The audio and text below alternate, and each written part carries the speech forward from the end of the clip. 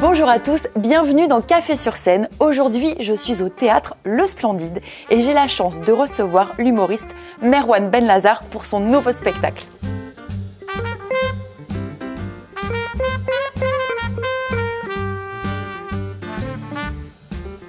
Bonjour Merwan. Bonjour, comment ça va? Ça va bien et toi? Ça va très bien.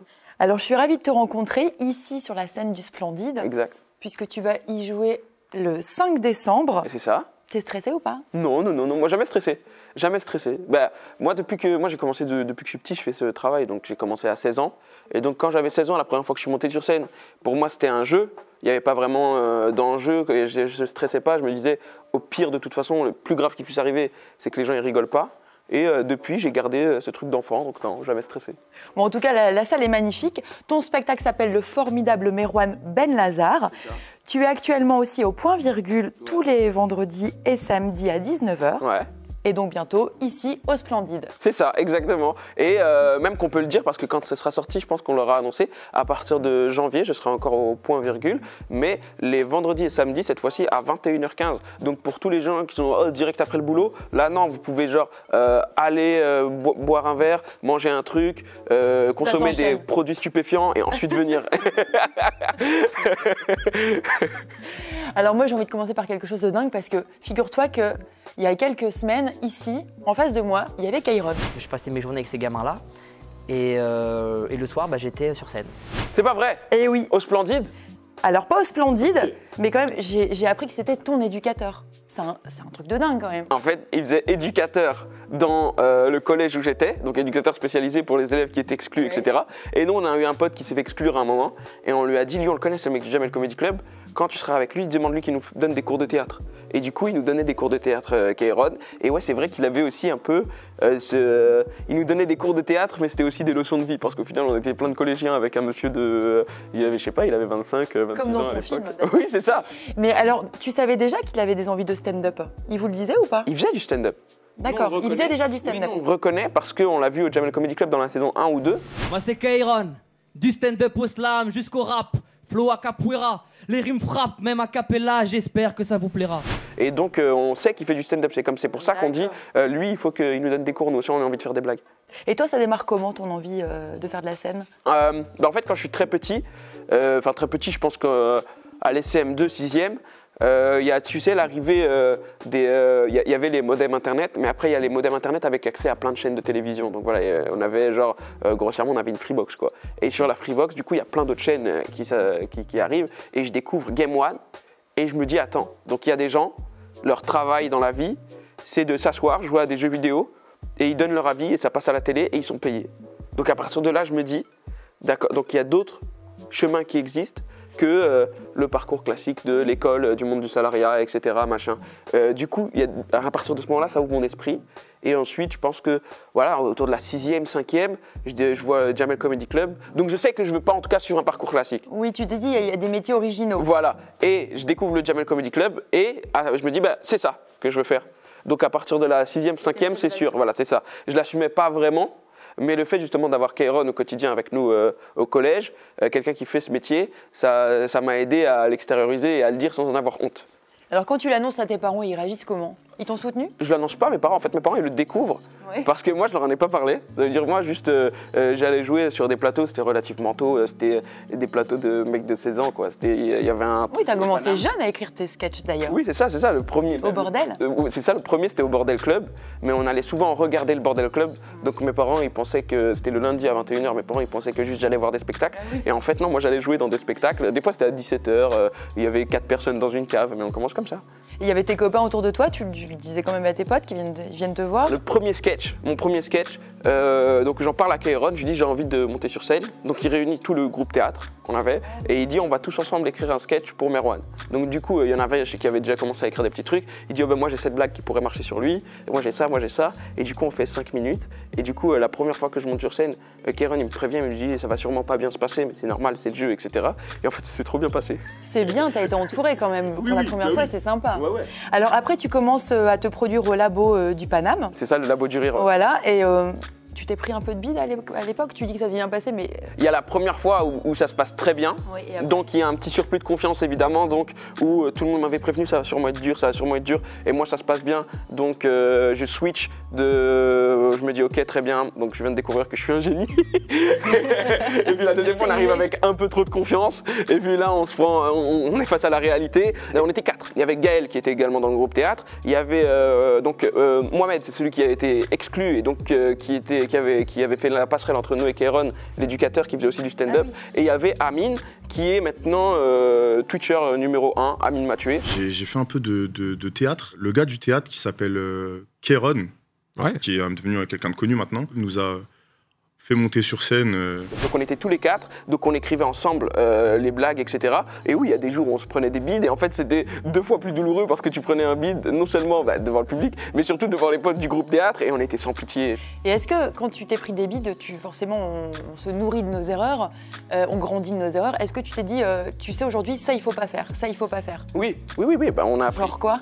En fait, le truc surtout, le fait de prendre des bides très tôt, etc., ça nous a appris au début que les gens ils rigolaient beaucoup aussi parce qu'on était des jeunes sur scène, qu'on avait 16 ans, et ils étaient en mode mais pourquoi il y a des enfants sur scène déjà, donc ils trouvaient ça drôle et ils étaient un peu gentils avec nous, et puis ça nous a appris en fait à pas prendre confiance, parce que il y a des fois où en fait le public était indulgent et on pensait que c'était nous, et on apprenait comme ça, et surtout je suis arrivé à 20-21 ans sur scène avec la confiance de quelqu'un qui a 4 ans de métier, là où des mecs qui commencent à 25 ans le stand-up et ils deviennent bons autour de 35 ans. Moi, les gens ils se disaient mais il est trop jeune, il est trop fort.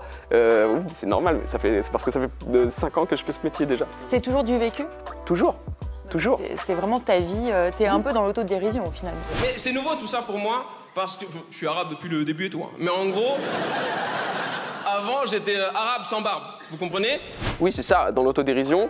Et il y a aussi un espèce de recul qui est pris sur la société, où on parle de thématiques sociétales, etc. Alors que moi, je ne suis pas du tout comme ça. La politique, les enjeux de société, etc. Je pensais que ça m'intéressait très peu. Et au final, inconsciemment, c'est rentré dans le spectacle sans que je me rende compte. Donc ça veut dire qu'il y a une partie de moi en vrai qui s'y intéresse et qui s'est imposée dans le spectacle. Donc au final, c'est devenu un spectacle, au-delà d'être drôle et léger comme moi je le suis, qui parle quand même d'enjeux de société et tout sans que je me rende compte. Donc franchement, trop bien. Tu as dit que tu travailles toujours dans l'amusement. C'est quoi pour toi la définition de travailler dans l'amusement? Oh, hier, tu vois, hier on était chez Madame Sarfati et c'est comme d'habitude, nous on est content de monter sur scène et on s'amuse avec le public, et il y a toujours des enjeux différents parce qu'il y a des gens différents dans le public, etc.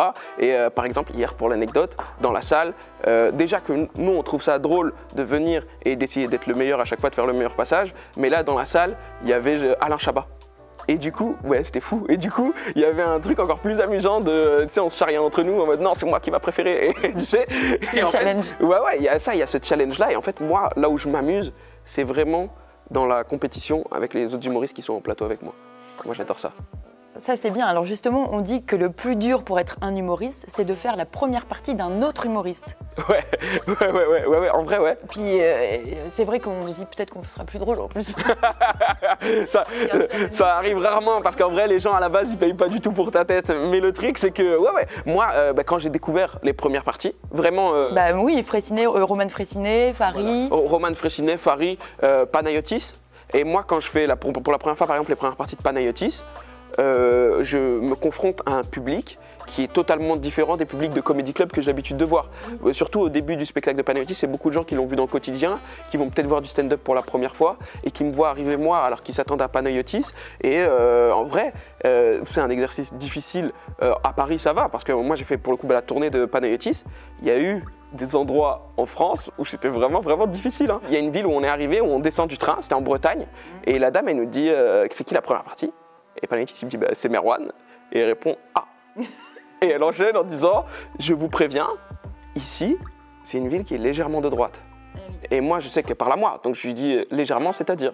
Et elle a rigolé, elle a dit complètement. Hein. On en a beaucoup parlé et tout, et du coup ça leur a plu que je les attaque sur ça. Ouais. Et je me dis que du coup ça m'a apporté ça aussi. Donc c'est l'exercice des premières parties, il peut être dur à Paris, mais il peut être aussi parfois très délicat en province. Donc tu as fait plusieurs premières parties. Ouais. Laquelle de ces rencontres t'a plus marqué? pour le coup, tu sais, les trois dont on a parlé, Pana, Gad et Farid, sont tous les trois particuliers. Gad, il y a un espèce de professionnalisme d'ancien. Tu sais, Gad, il joue devant 1500 personnes à 20h. Il joue à 20h devant 1500 personnes. Il arrive à 19h55, pas du tout stressé dans la salle, quoi. Et Farid, Farid c'est encore autre chose. Farid, il joue devant 1500 personnes, pour le coup c'est une vraie histoire, à 20h, début du spectacle, 20h07 sur l'autoroute, pas du tout stressé. Ouais, téléphone qui sonne et il te dit pourquoi il m'appelle, genre donc lequel m'a plus marqué. Et Panayotis, c'était magnifique parce que Panayotis, pour le coup, j'ai fait vraiment toute la tournée et c'était un truc de on est vraiment copains et tout, tu vois. Il y a, comme les gens ils appellent ça, c'est une bromance, tu vois, et une histoire d'amour entre frères, quoi. Donc c'était stylé. Il y avait ces vrais frères qui travaillaient sur la tournée, etc. avec nous et tout. Donc on a partagé un truc beaucoup plus large, beaucoup plus. Puis c'est hyper formateur aussi pour toi. Ouais, en vrai, oui, ça m'a fait grave évoluer. C'est pour ça qu'aujourd'hui, excellent le mec, en parlant de moi. Bah oui, tu es formidable. C'est ça.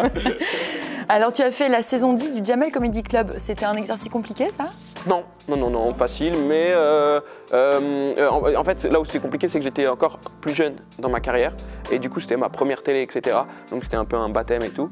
Et est-ce que tu t'es interdit à ce moment-là, comme tu es jeune et tu débutes, certains thèmes sans filtre? Sans filtre, c'est plus eux qui m'ont dit évite ce thème-là. D'accord. Ah oui, ils t'ont donné quand même... C'était un conseil? C'était un conseil quand même très directif. D'accord, je comprends.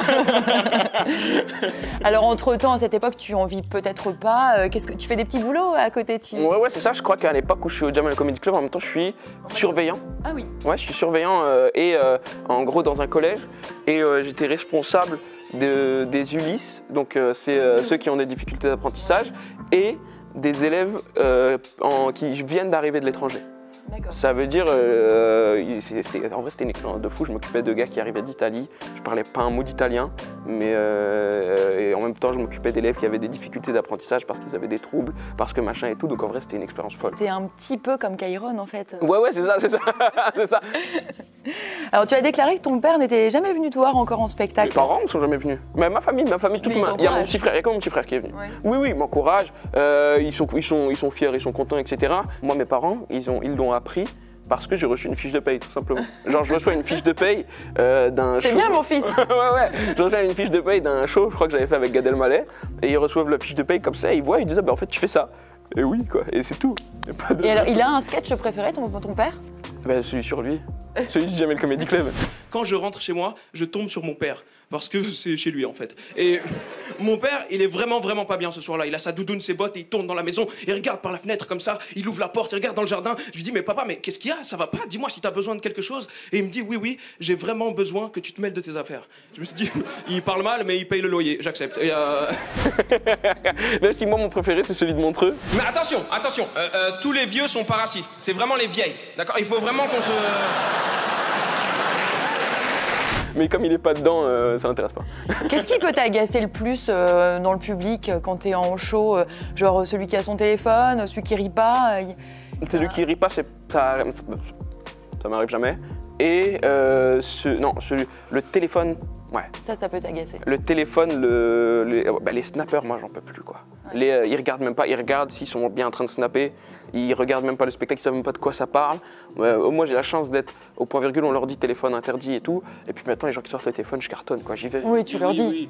Alors tu es assez discret sur ta vie privée. Ouais. Mais je crois que tu es un homme marié. Tout à fait, Thierry.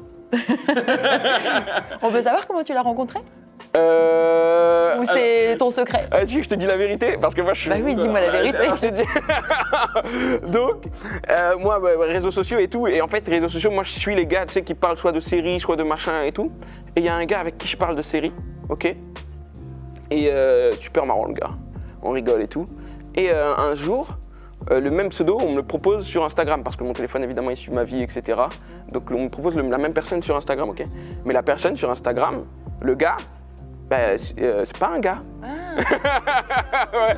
Et du coup, je change un peu de façon de parler avec lui, du coup. Et en plus, c'est mignonne et tout, le gars. Donc je continue, etc. Et ça discute un petit peu, machin. Et puis en vrai, ça c'était en décembre et en mai, on était mariés.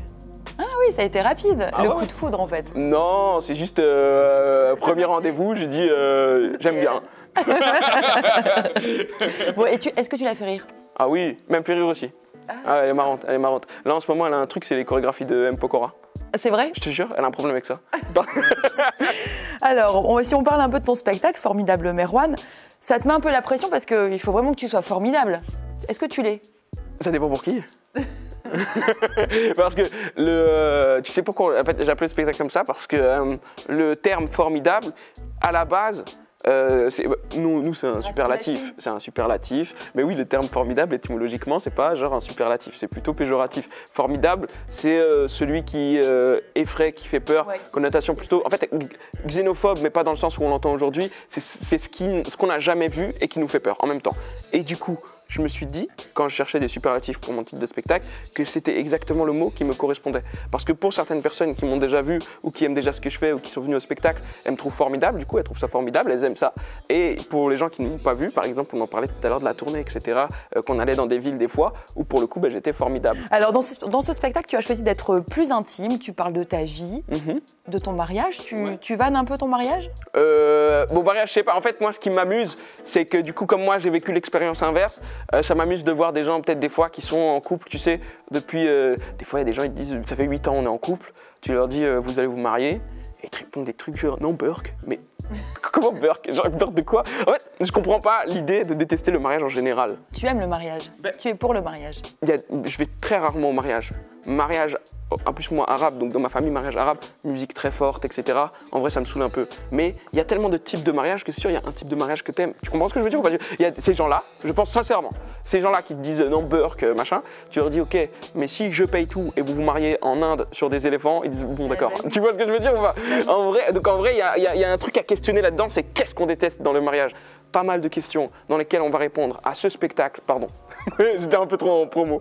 On réfléchit avec toi, c'est bien. Hein. Bah, tu crois quoi? C'est pas que des blagues non plus. Hein. Alors, qui est Gilles?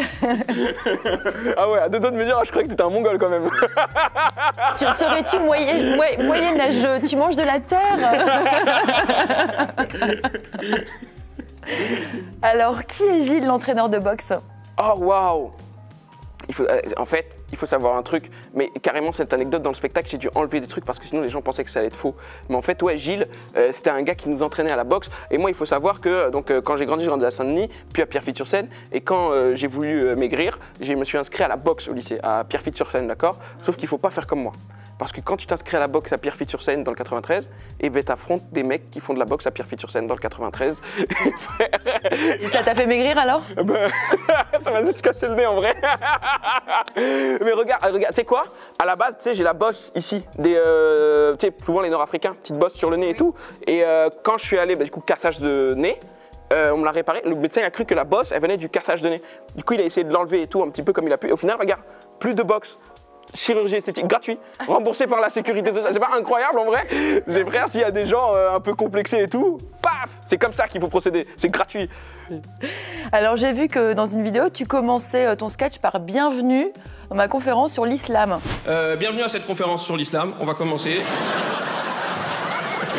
C'est pour jouer avec un peu les clichés qu'ont les gens. J'aime bien extérioriser ce que parfois les gens ont comme racisme ordinaire au fond d'eux. Et en vrai, c'est une blague de rire de ah, c'est vrai que je l'ai un peu pensé. Et du coup, partir de ça et ensuite enchaîner sur un comment ça s'appelle, sur un développement tout dans la déconstruction des gens. Je pense que c'est une bonne façon. Ouais, c'est une bonne façon d'essayer d'apporter sa pierre à l'édifice, d'essayer de faire quelque chose de bien pour les gens. Parce qu'au final, moi j'ai un truc, et je respecte ça, il y a des gens qui montent sur scène et qui sont rigolos, mais qui racontent rien ou qui ont aucun but, on va dire, dans ce qu'ils disent. Ça, je peux respecter, ça n'y a aucun problème. Mais moi, je n'arrive pas à le faire.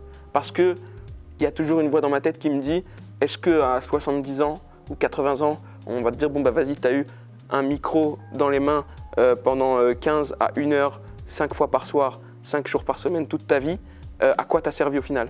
Si pendant toutes ces fois-là où j'ai le micro, j'ai juste fait des blagues, j'aurais l'impression d'avoir gâché quelque chose. Il y a quelque chose derrière en fait. Hein. Ça reste très subtil. D'ailleurs, tu te déclares apolitique, mais tu dis qu'on retrouve de la politique sociale dans ton spectacle. Ouais. En fait, alors, c'est quoi la nuance? C'est quoi cette nuance? Je vais te dire, je crois que je suis apoliticien. Tu comprends ce que je veux dire ou pas? J'ai l'impression que dans la façon dont c'est fait, dont la politique française elle est faite, il y a une espèce de carriérisation des hommes politiques. Et moi, ça me gêne. Et du coup, ça a déclenché un truc chez moi très tôt. Pareil, quand on faisait les cours d'éducation civique, tu vois, où je me disais, où les profs ils nous expliquaient que la démocratie c'était génial, etc. Et en fait, moi, il y a un truc où je me disais, oui, mais c'est tellement pas parfait. J'ai l'impression de participer à une supercherie rien qu'en aller voter, par exemple. Est-ce que ton spectacle évolue au fil des représentations? C'est-à-dire qu'on pourrait aller voir le premier jour et retourner quelques semaines après? Bien sûr. Hier, il y a une dame qui sortait du Madame Sarfati. Et comme d'habitude, j'étais en train de flyer. Elle m'a dit je ne veux pas venir le voir une 4e fois. Et à chaque fois, et je lui dis c'est vrai, elle m'a dit oui, à chaque fois de voir ce qui change, etc. C'est trop bien et tout, donc elle était contente. Évidemment qu'il y a comme une structure dure qui fait qu'on perd pas quand même l'essence du spectacle et ce qu'on est venu raconter, etc. Mais il y a beaucoup de blagues qui changent, etc. Et à chaque représentation, un public différent. Et tu joues d'ailleurs beaucoup avec ton public. C'est un spectacle très dynamique. Tu es le roi aussi de la punchline, pardon. Donc comment tu fais pour les chercher à chaque fois parce que c'est important pour toi l'interaction avec le public. En fait, j'essaye quand même de limiter parce que moi, je crois que j'ai des troubles de la concentration. Tu sais, à la base, une des évolutions du spectacle, c'était quand j'ai commencé à faire des 1 heure, etc., à jouer mon spectacle. Un gars qui tournait la tête à gauche pour répondre à son voisin, je m'arrêtais et je lui demandais qu'est-ce que vous êtes en train de vous dire. Oui, j'ai vraiment ce truc-là et au fur et à mesure je me suis calmé et je sais maintenant à quel moment dans le spectacle je peux parler aux gens pour que ça fasse rire tout le monde, mais que ça serve le texte. En fait, moi je trouve ça dommage que maintenant avec ce qu'on voit, etc., sur TikTok, etc., il y a la plupart des humoristes maintenant ils postent que des improvisations, que de l'interaction. Et j'ai peur que les gens, au fur et à mesure, ils pensent que ce soit ça le stand-up. J'ai peur qu'ils viennent nous voir en s'attendant à ça, alors qu'on a écrit tellement d'autres trucs. Et qu'en vrai, des blagues bien écrites, une trame bien ficelée et un bon spectacle, c'est tellement mieux que 1 heure de quelqu'un qui raconte rien, pour moi. Oui, parce qu'il y a du travail derrière toi. Tu as bossé tes sketchs. Bien sûr, mais en vrai, tu sais, la plupart des impros ou les spectacles, les gars comme Kairon, Sugar Sammy, Redouane Bougueraba, qui font vraiment beaucoup ça, c'est aussi beaucoup de travail. C'est aussi beaucoup de travail parce que c'est en fait c'est ce qu'on appelle des tiroirs. C'est-à-dire que ils ont un panel de réponses, ils ont un panel de questions. Quand ils posent cette question et si la personne répond ça, ils ont ce 2 minutes de sketch là qui est fait en impro parce que c'est une improvisation mine de rien, mais c'est préparé. C'est ce qu'on appelle des tiroirs grossièrement. Et donc ça c'est énormément de travail. Il y a un gars, un Américain qui s'appelle Judah Friedlander ou Friedlander, bon, en tout cas avec Judah Free, vous allez tomber dessus, et qui est exceptionnel parce que lui il fait ça, mais avec des thématiques précises par exemple. Il va te faire 1 heure de spectacle où ça s'appelle les États-Unis sont le plus grand pays d'Amérique. Et en gros, c'était pendant les élections, quand Trump a été élu, c'était pendant ces élections-là, il disait c'est la merde quoi. Du coup je me présente, posez vos questions. Et peu importe la question que tu lui posais sur son programme, il avait une blague. I think I'm gonna have to be the next president. Any questions about my presidential platform for 2017? Over here? Yeah. Healthcare? We don't need it. We're Americans. We're strong. Tu as prévu de faire une tournée ou pas avec ce spectacle justement en France? Oui, ce sera complètement annoncé quand sortira cette vidéo. Ce sera l'année dernière, on a fait le Merwan World Tour parce que je suis allé un peu partout en Belgique, en Suisse et à Montréal. Et là, ça va être le Merwan France Tour. Ça va surtout être des dates en France et un peu en Belgique. Alors, on va faire un petit jeu maintenant. Tu veux bien? Alors, on l'évoquait plus tôt, tu es assez discret sur ta vie privée et j'ai envie du coup de te faire un petit jeu interview au quotidien. Vas-y. Donc, je te pose des questions et tu me réponds si tu as envie, bien sûr. Avec plaisir. Quelle est la première chose que tu fais quand tu te lèves le matin? La première chose que je me fais quand je me lève le matin, c'est très grave et on espère qu'on va tous arrêter, mais je regarde mes notifications sur mon téléphone. Purée, Jeff Bezos, tu nous as tous eu. C'est même pas lui, purée. C'est comment il s'appelle l'autre de Apple? Comment? Non, Mark Zuckerberg, c'est pas du tout Apple. Oh là. Steve Jobs, tu nous as bien eu. C'est toi qui me fais un quiz là. Très grave, on l'a déjà oublié. J'arrive pas à réfléchir. Qu'est-ce que tu fais quand tu as envie de te détendre? Oh, la PlayStation. J'adore ça. Qu'est-ce qui peut te mettre de mauvaise humeur dès le matin? Aucune notification sur mon téléphone. Quand tu as un problème, quelle est la première personne que tu appelles? Quel type de problème? Je sais pas, un coup de mou, t'as envie de parler à quelqu'un de confiance, tu appelles qui? Parfois on a envie de se confier ou... Rien, je dépressionne. 24 heures et ça va mieux. T'es formidable en fait. Rarement de coups de mou en vrai. C'est vrai, t'as toujours la pêche, t'es très solaire, c'est vrai. Hein. Quel truc te fait à tous les coups péter un câble? À part ceux qui parlent entre eux. À tous les coups péter un câble. Mais moi, je pète rarement des câbles, mais ouais, le manque de professionnalisme, moi, c'est ce qui m'énerve. Tu vois, moi, c'est des trucs de. Oui. T'arrives sur des dates, on sait, le mec sait pas exactement où, machin, ne vient pas nous chercher là où on doit venir nous chercher, etc. Ça, mais qu'est-ce qu'on fait, quoi? Quel moment de la journée aimes-tu le moins et pourquoi? Le matin tôt. Je te jure, regarde, t'as vu comme j'étais à l'heure? T'as vu comme j'étais à l'heure? Fais le même rendez-vous avant midi. Minimum 15 minutes de retard. Oui, le matin, j'ai du mal. Sur quel sujet il ne faut pas te lancer, sinon on en a pour 3 heures? Moi. Merci Merwan, merci c'était à un toi. vrai plaisir. Merci beaucoup, un plaisir partagé. Bah, merci, plaisir partagé, c'était super. Bon, ça va, j'ai rien oublié? Non, je crois pas. J'ai été... Ouais, on a été...